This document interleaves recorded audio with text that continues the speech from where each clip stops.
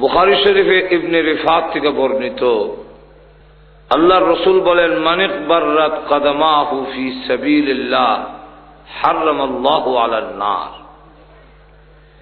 দিন শিখতে গিয়ে আল্লাহর রাস্তায় যখন মানুষ বের হয় আর দুইটা পা ধুলাবালু দিয়ে ভরায়, এই দুই একটা পায়ের জন্য জাহান্নামের আগুন হারাম হয়ে যায়।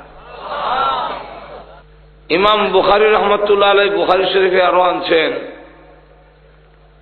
যে দিন শিকার গুরুত্ব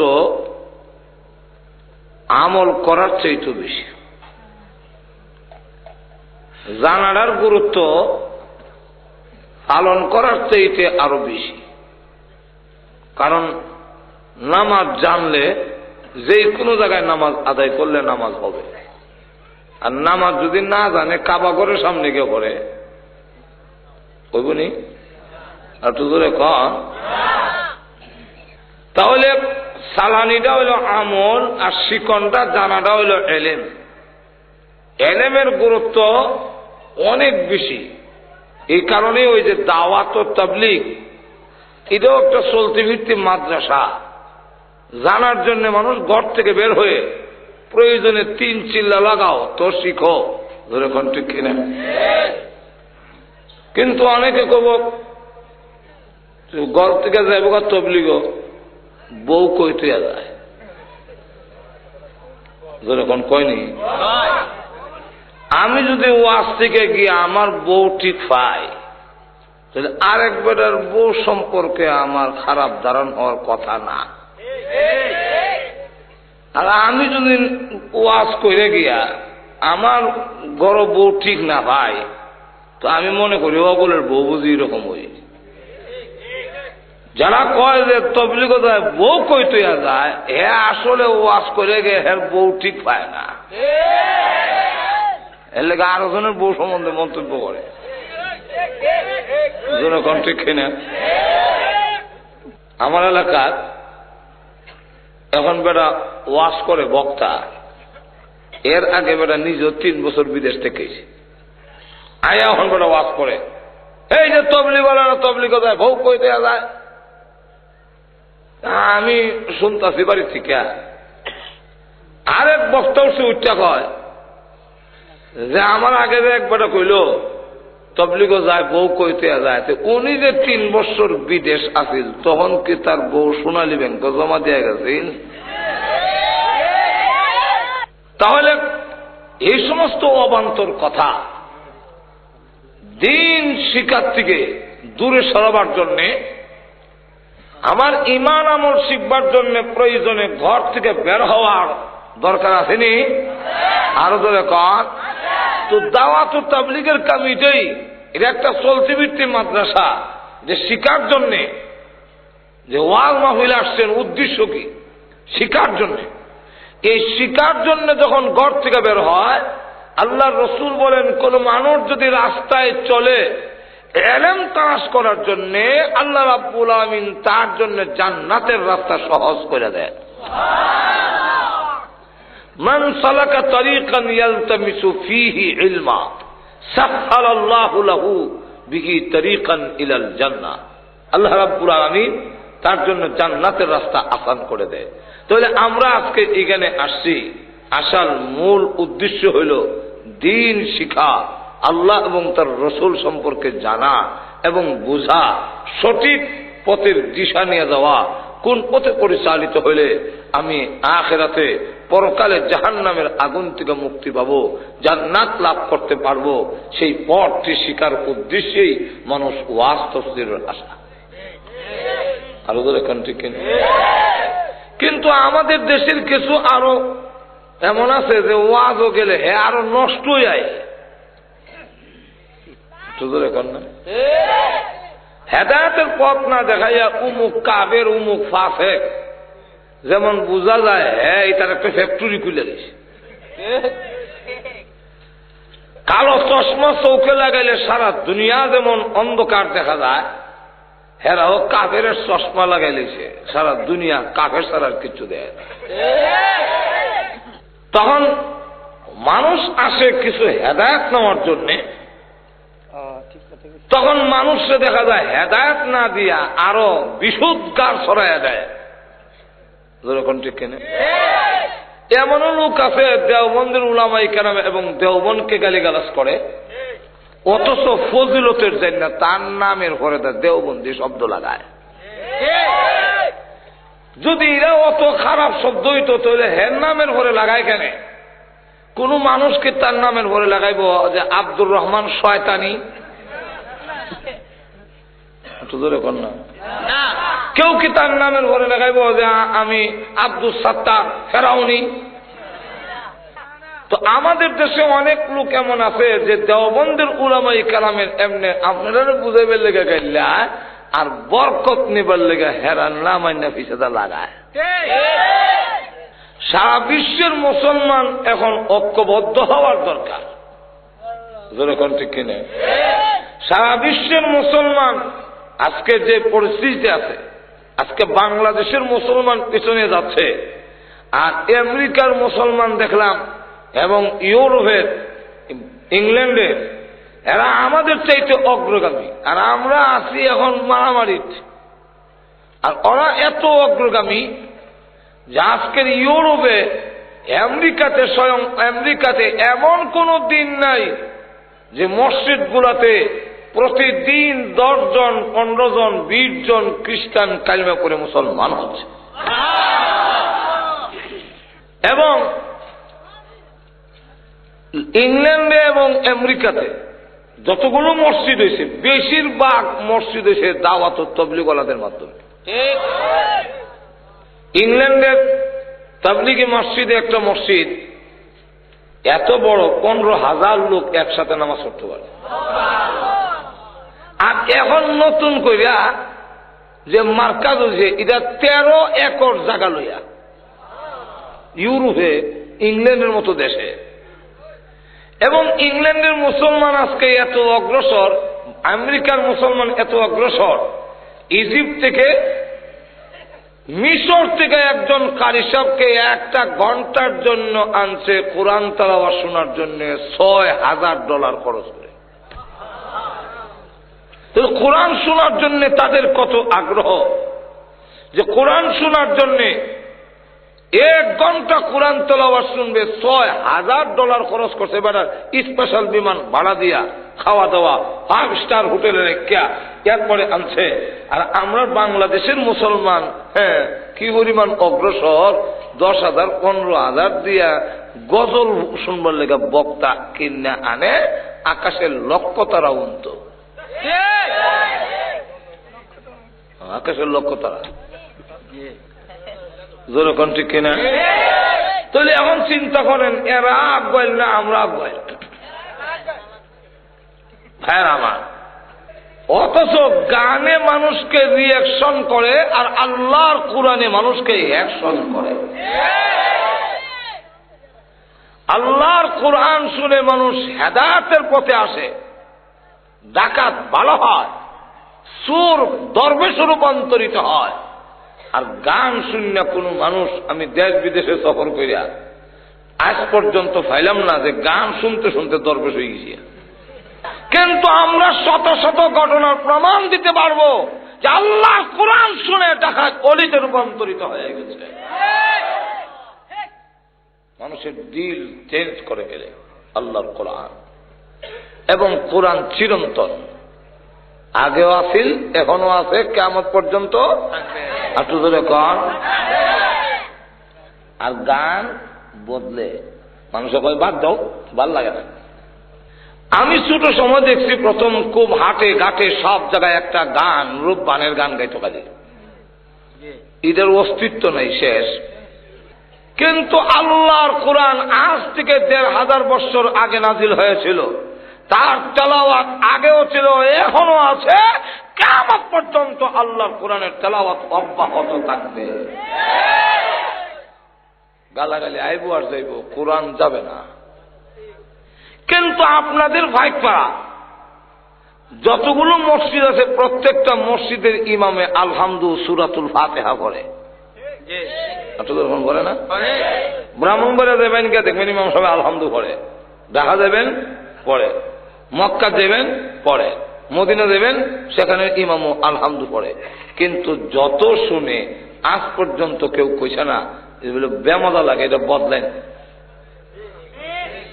এখন না। বরং কাবাগরের কাছে যখন গিয়ে শুনবেন আলহামদুলিল্লাহি রাব্বিল আলামিন,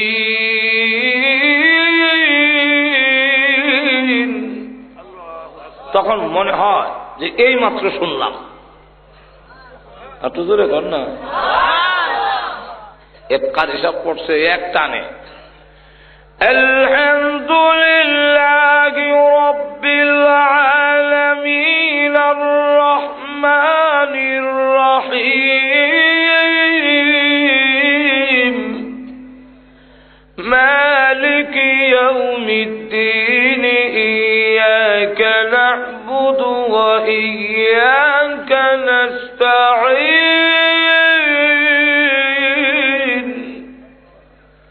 এতটুক এক শ্বাসে গিয়ে যখন কইরা ছাইরা দিছে, একসাথে কয়েকজন খ্রিস্টান আলদা কারুইয়া কালমা করে মুসলমান হয়ে। তাহলে বোঝা যায় কোরআনের আকর্ষণ আগেও ছিল, এখনো আছে, কিয়ামত পর্যন্ত অব্যাহত। আরো জোরে কর। তাই আজকের কোরআন তাফসীর মাহফিলে দোয়াতে আমাদেরকে যে শরীক হওয়ার তৌফিক দিয়েছেন, আমরা সকলেই জোরে সোরে বলি আলহামদুলিল্লাহ। আমি যে আয়াতগুলো পড়লাম, এই আয়াতগুলো হলো সূরা লুকমানের। কোরআনের একটি সূরা আছে, সূরা লুকমান। আচ্ছা ধরে কোন লুকমান একজন ব্যক্তির নামকরণে একটি সূরার নামকরণ করা হয়েছে। এই ব্যক্তিকে যার নামে সূরার নামকরণ করা হইল, স্বয়ং আল্লাহ রাব্বুল আলামিন তার কোরআন শরীফের মধ্যে তার নাম আনলেন। তার নামে ডাইরেক্ট আয়াতের মধ্যে তার নাম আছে এবং ওনার নামে সূরাটার নামকরণ করা হইল। সেই ব্যক্তিকে যেখানে সাহাবাই কালামের মধ্যে আবু বকর সিদ্দিকের নাম কোরআনে নাই, ওমরের নাম কোরআনে নাই, উসমানের নাম কোরআনে নাই, আলীর নাম কোরআনে নাই, শুধু একজন সাহাবীর নাম কোরআন শরীফে আছে। ফালাম্মা কাযা যায়েদ রাদিয়াল্লাহু আনহুর নামটা কোরআন শরীফে আছে। আর না হয় কোন সাহাবীর নামও আল্লাহর কোরআনে আনে নাই। সাহাবীদের কথা আছে কিন্তু তার নাম নাই, কোরআন শরীফও নাই। যেমন এক সাহাবী, ওনার নাম উবাই ইবনে কাব রাদিয়াল্লাহু আনহু। উনি কোরআন 7 ভাবে পড়া যায়। কয়ভাবে? 7 ভাবে। যেমন আমরা ওয়াদুহা ওয়াল লাইলি ইযা সাজা পড়ি, এরকম ঠিক না?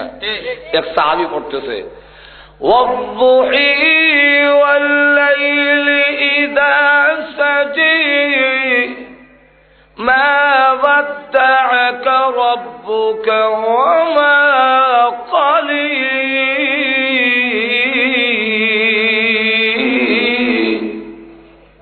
এই সাহাবীকে রাসূলের দরবারে ধরে নেওয়া হইল, ইয়া হুজুরি বলে ওয়াদুহি বলে।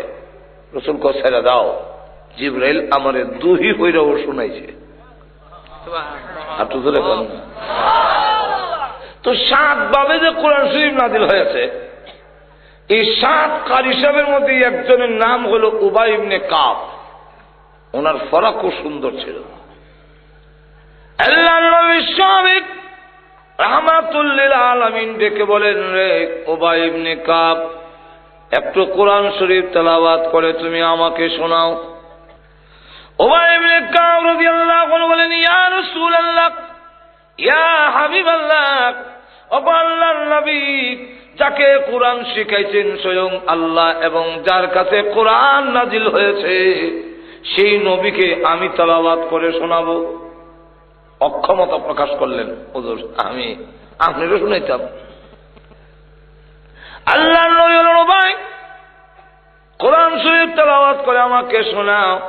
উবাই ইবনে কাব আবারও অক্ষমতা প্রকাশ করলেন। এইভাবে 1 বার 2 বার 3 বার বলার পরে আল্লাহর নবী বলেন, রে উবাই ইবনে কাব, মহান আল্লাহ বলেছেন তোমার কাছ থেকে তেলাওয়াত শোনার জন্য। উবাই ইবনে কাব রাদিয়াল্লাহু আনহু বলেন, ইয়া রাসূলুল্লাহ, ইয়া হাবিবাল্লাহ, আল্লাহর নবী গো, আল্লাহ যে আমার পড়াশোনার জন্য বলছেন, আমার নামটা আল্লাহ কইছেননি? একটু জোরে কর না। আল্লাহর নবী বললেন, উবাই ইবনে কাব, আল্লাহ তোমার নাম ধরে বলেছেন তোমার কাছ থেকে পড়াশোনার জন্য। উবাই ইবনে কাব রাদিয়াল্লাহু আনহু বলেন, আনন্দে আত্মহারা হয়ে গেলেন, আমার আর কিছু পাওয়ার চাওয়ার নাই, মহান আল্লাহ যে আমার মতো গোলামের নাম উচ্চারণ করেছে, আমার জীবন সার্থক হয়ে গেছে। কিন্তু কোরআনের আয়াতে ওনার নাম নাই। হযরত জাফর রাদিয়াল্লাহু আনহু, ওনাকে রাসূল বলেন, ও জাফর, তোমার ভিতরে নাকি 4টা গুণ আছে, যে গুণগুলো আল্লাহর পছন্দ। কি? জাফর রাদিয়াল্লাহু আনহু, আল্লাহর নবী, আমার গুণগুলো কারো কাছে বলি নাই, আপনি জানলেন কিভাবে আমার গুণগুলো? আল্লাহর নবী বলেন, জাফর রে, মহান আল্লাহ তোমার গুণগুলো আমাকে জানাইয়া দিয়েছে। জাফর রাদিয়াল্লাহু আনহু বলেন, ইয়া রাসূলুল্লাহ, আল্লাহ যে আমার গুণগুলো আপনাকে বলে দিয়েছেন, আল্লাহ রাব্বুল আলামিন আমার নাম বলেছেন। আল্লাহর রাসূল বলেন, রে জাফর, মহান আল্লাহ তোমার নাম ধরে বলেছেন তোমার কাছে যে গুণগুলো আছে। হযরত জাফর আনন্দে আত্মহারা হয়ে গেলেন, মহান আল্লাহ যে আমার মতো গোলামের নাম উচ্চারণ করেছে। নাম নাই, তাহলে এবার আসুন, ওই লোকটাকে যার নামে সূরায় নামকরণ করা হয়, সেই মহান ব্যক্তিকে আল্লাহর কাছে এত সম্মানী, আল্লাহ রাব্বুল আলামিন উনি নিজে, ওনার কত বড় ওজনদার, ওনার কথার অনেক লোড আছে, কিন্তু এরপরে কারো কাছ থেকে কর্জা, কারো নসিহত, আল্লাহ কর্জা করে নেওয়ার কোনো দরকার নাই।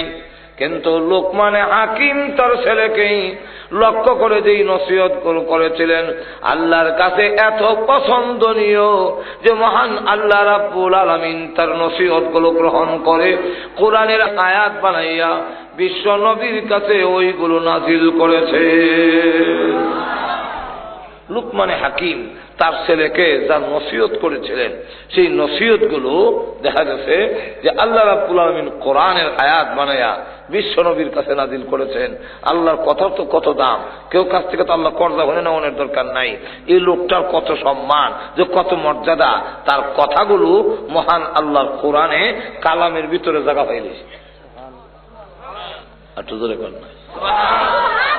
আল্লাহ নবী বিশ্ব নবী উল্লেখ করেছেন, অথচ তিনি ছিলেন কালো।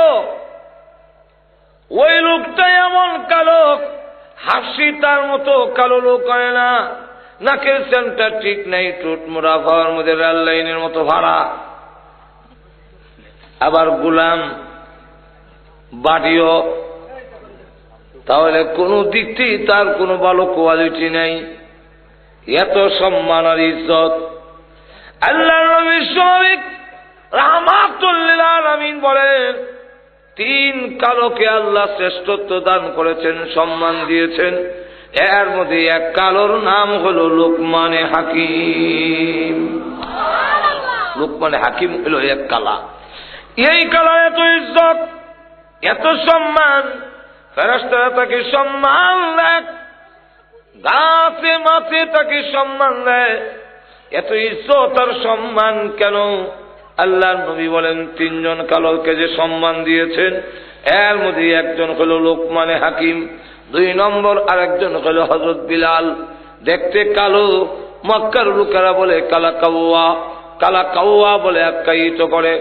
আর বলে বাদাইম্মার ঘরের বাদাইম্মা, গোলামের ঘরের গোলাম, বাহু গোলাম সেও গোলাম, সেও বাদাইম্মা, তার বাহু বাদাইম্মা। বাড়ি হইল আফ্রিকা, তাকে এইসব মক্কায়, তার কি দাম আছে, কি ইজ্জত আছে। আল্লাহর নবী বলেন, আমার কালো বিলালের এত ইজ্জত, কিয়ামতের কঠিন ময়দানে আল্লাহ যখন আমাকে হুকুম দিবেন জান্নাতের গেটটা খুলে দেওয়ার জন্য, কারণ জান্নাতের চাবি আমি বিশ্ব নবীর হাতে থাকবে। জান্নাতের গেটটা খুলে দেওয়ার জন্য আল্লাহ যখন আমাকে হুকুম দিবেন, আর আমি ওই চাবি লইয়া উঠে যখন আরোহণ করব, তখন দেখা যাবে যে আল্লাহ ডাকবেন, ওগো নবীজি আপনার কালো বিলাল কই? কালো বিলালের কি দরকার?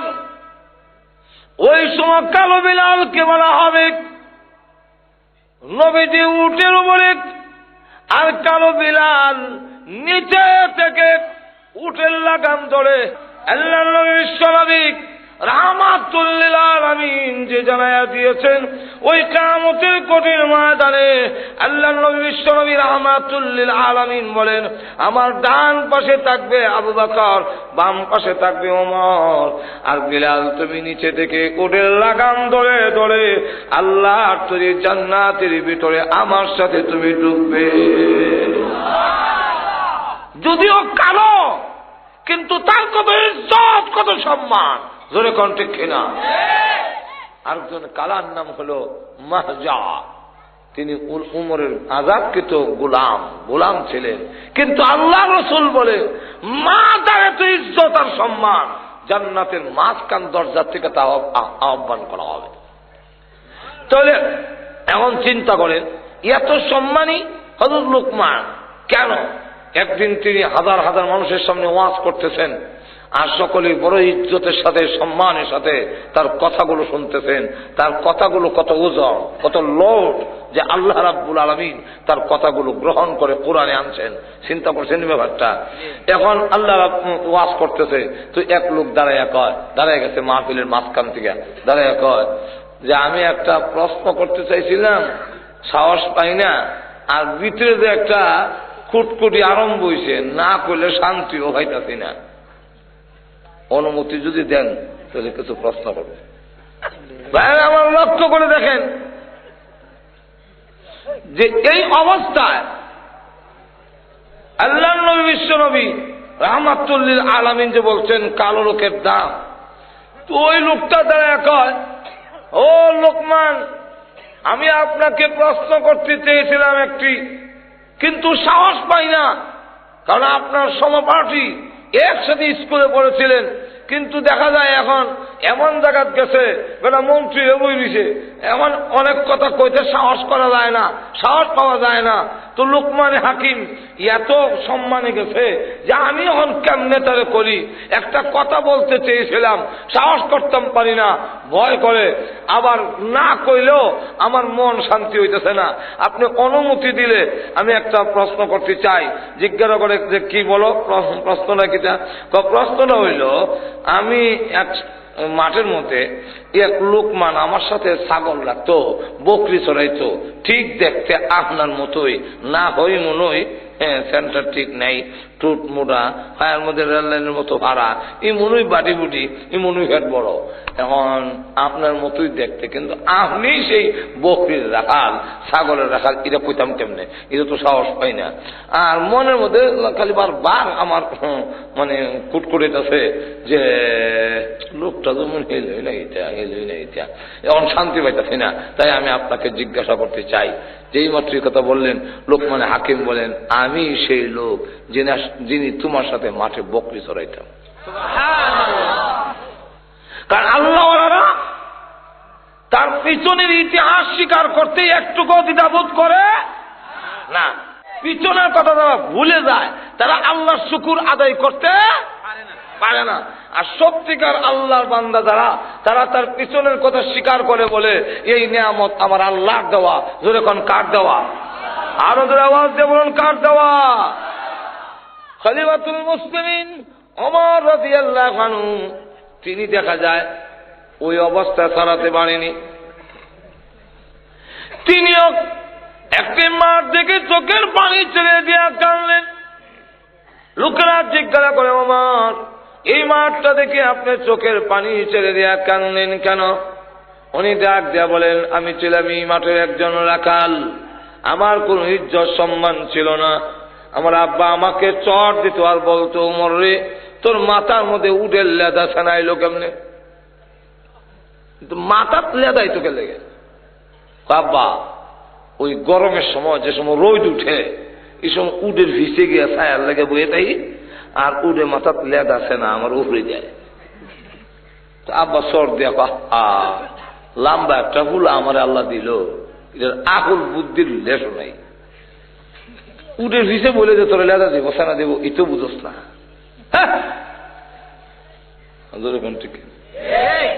তখন কয় বিয়া করলে বউ ভালো কেমনি, সংসার চালাবার যোগ্যতা হল। উমর বলে আমি ছিলাম এই মাটির বকরির রাখাল, আমার কোন ইজ্জত সম্মান ছিল না।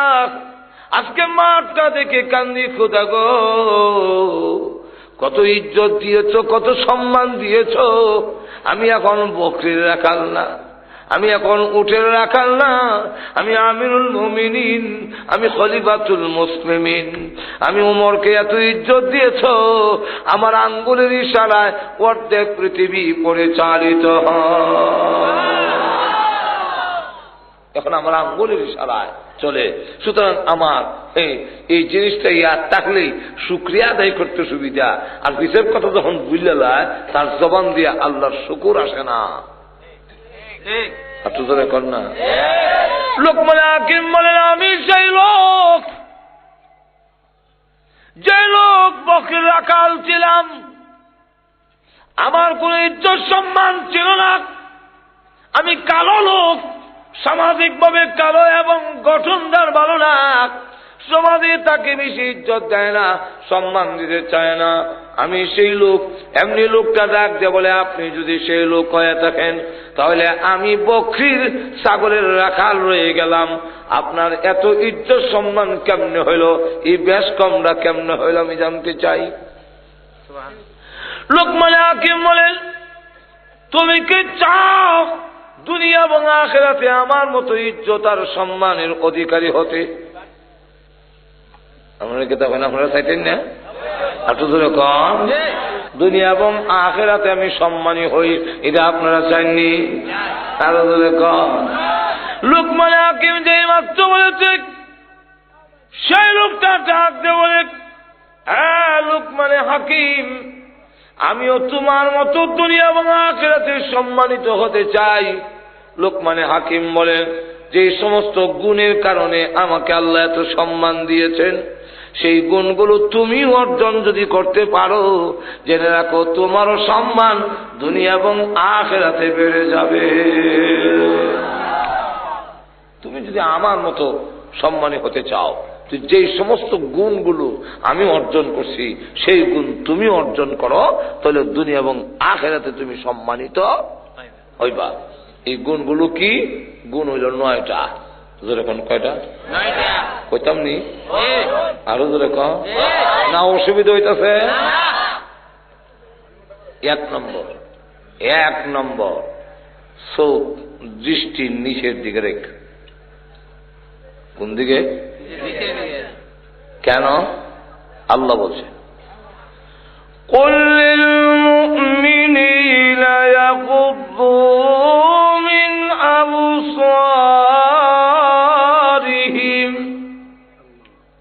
হে রাসূল আপনি মুমিন পুরুষদেরকে বলুন তারা যেন দৃষ্টি নজর নিচের দিকে রাখে। নারীদেরকেও বলুন নজর নিচের দিকে রাখো। আমাদের সমাজে যদি খালি এই আইনটা বাস্তবায়িত হয়, পুরুষ তারা রাস্তাতে গেলে তারা নিচের দিকে চাইয়া দেব, পেটেন্টের দিকে সাউন্ড নাই, আর মহিলারাও কোনো বেড়ার দিকে চাইতো না। এই নয়, শুধু আইনটা যদি এই কথাটা যদি মেনে নেওয়া হয় তাহলে আমাদের সমাজের অনেক জিনা এসিড মারা বন্ধ হয়ে যাবে।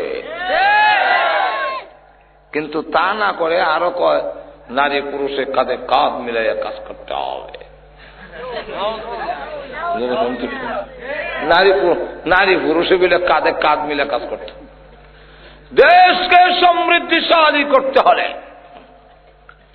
উন্নতশীল একটি দেশ গঠন করতে হলে নারী পুরুষের কাঁধে কাঁধ মিলে কাজ করতে হবে। আমার উঠেছে আসে, তার দিকে আপনি আসুন কে লেগে। আমি বললাম এই বড় বাসন শুনি আমার আসুস। আমিও যদি এখন দেশে গিয়ে ওয়াজ করি যে ভাইরা আমার দেশ সমৃদ্ধিশালী হোক, আমিও চাই, উন্নতশীল ডিজিটাল দেশ হোক, এটা আমিও চাই। সুতরাং উন্নত মানের দেশ হইতে গেলে ফসল ভালো ফলাইন লাগবে, নাহলে উন্নতি হইব কেমনে? সুতরাং আপনারা সামনের বছর থেকে এখন আর শুধু গরু দিয়ে চাষাবাদ করলে হবে না, ছাগল আর গরু কাঁধে কাঁধ মিলে চাষাবাদ করতে হবে। আমার এই কথা মান্য যদি আপনারা গরুর কান্দ জোয়ার আর এদিকে একদিকে ছাগল, কাঁধে কাঁধ মিলব নি? গরু আর ছাগলে যেমন কাঁধ মিলে না, আমার হাতে পাঁচ আঙ্গুল যেমন এক সমান না, ওট আর গরু যেমন এক সমান না, হাতি আর ওট যেমন এক সমান না, নারী আর পুরুষও কাঁধে কাঁধ মিলে না। কাঁধে কাঁধ মিলে যদি কাজ করতে যায় দুর্গতি বাড়বে, ছাড়া জাতির উন্নতি হবে না। এখন যেই মাত্র আলবা আরম্ভ করছে এমনি খালি টান দিছে বড়, যেই মাত্র খালি লাঠিটা গুতা দিছে আর গরু সামনের দিকে গেছে, জোয়ালের জাতাত ফইয়া ছাগল বেমানি দিয়ে সিল্লি দিয়ে চ্যাপটয় মরিয়া আর জোয়াল বাঙ্গিয়া গিয়া লাঙ্গল গরুর ঠেঙ্গুলাতে, গরু মাসে লাগছি এই লাঙ্গল ঘুরিয়া লাগছে, বেটার ফাও কাটছে, জোয়াল বাংছে, ছাগল নিহত হয়েছে। এই দুর্গতি কেলে হয়েছে ছাগলের গরু হাল বাইতে গিয়া, যেরকম ঠিক কিনা? আমাদের দেশের দিন দিন দুর্গতি বাড়ে কেন? নারী পুরুষের কাঁধে কাঁধ মিলাইয়া না জিনা বন্ধ হবে, না ব্যভিচার বন্ধ হবে। যদি জিনা বন্ধ করতে হয়, অ্যাসিড মারা যদি বন্ধ করতে হয়, সর্বপ্রথম চোখের হেফাজত করো। আল্লাহ রসুল বলছেন জিনাল আইনে আর নজর, জিনাল আইনে আর নজর, যে চোখের জিনা হইল দেহন। চোখে যে হেফাজত করতে পারছে না সে আল্লাহর ওলি হতে পারে না। এত জোরে কর না। কিন্তু এর আগে তোমরা নিজের আমল ঠিক করতে হইব, জোরে কোন ঠিক কিনা? তো তাবলীগ ওলামা কয় নিজের দাওয়াত, নিজের আমলটা ঠিক করো। যাক, এখন এই ফুল ফুরিয়ে কয় যে এরা অস্ত্র নাই, বালা ডাক্তারও না, তোমার চোখ ঠিক কাটবো, এরপরে ফসবো, গলবো, ফুস পড়বো। আমি তো কান্দি তোমার দুঃখে, তোমার যে চোখটি দেবো, এমনি তো চোখ কোনো বেদনা নাই, ফুস নাই, কোনো কিছু নাই, একটাই খালি অসুবিধা, চোখে দেখো না।